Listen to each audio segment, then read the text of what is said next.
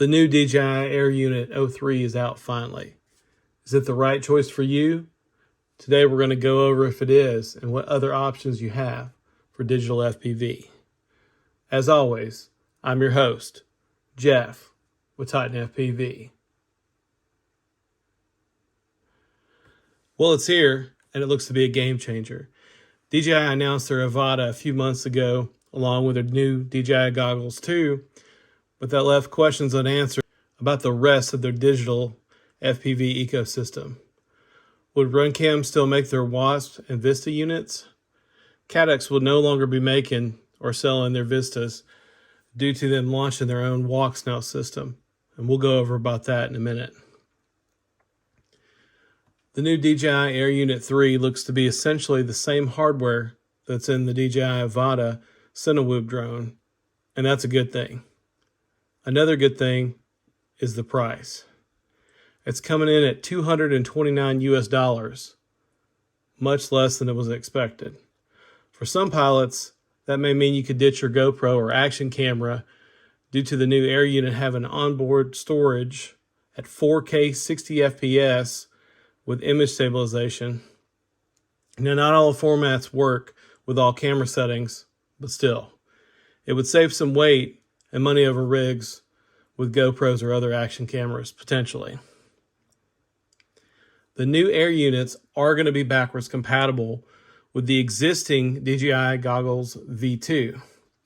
So if you already have a pair, you'll just need the new Air unit to get started. The DJI Remote 2 also works with the new Air units. Whether it and canvas mode will work with old Air units and Vistas is to be seen, but compatibility could be added in the future firmware updates. The new camera is also a new form factor, which is 19 millimeters, like other micro cameras, but the total dimensions may not allow it to fit in all of the current frames, but most frame manufacturers have already designed frames to fit the new camera. The new video transmitter also has a new form factor. It's 25 by 25, which it shares the dimensions of Whoop boards as well as the new Walksnail VTXs. DJI is not the only digital system. The wild card is going to be Walksnail, who are the silent partner in Fat Shark's new Dominator HD goggles that launched earlier this year. They were off to a shaky start, but they seem to have ironed out a lot of the issues in recent firmwares. Their system does offer canvas mode, onboard recording, and two-way transmission similar to DJI.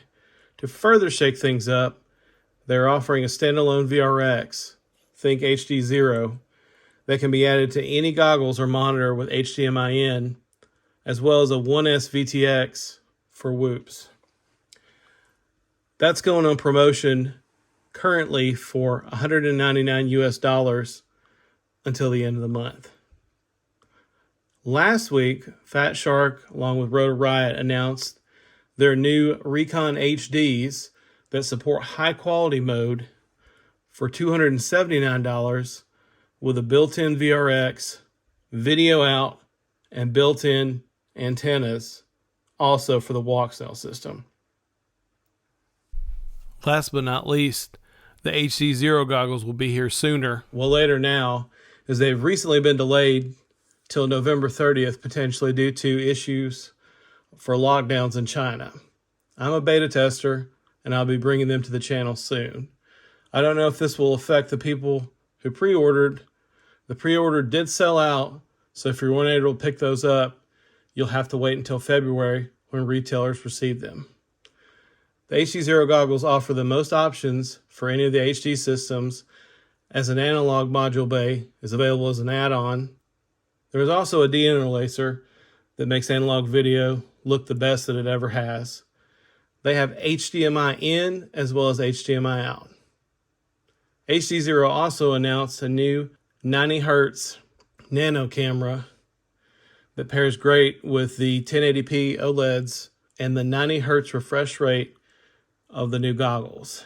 And there's also another option that will be added later in firmware to even offer better penetration than what was previously offered with the system. For the lowest latency You are going to need a 90 Hz compatible display though. Options and competition are good things, and now we have lots of both. Very different from just analog a few short years ago. Leave your comments down below and I'll get back to you as soon as I can. As always, thanks for watching, and we'll catch you in the next one.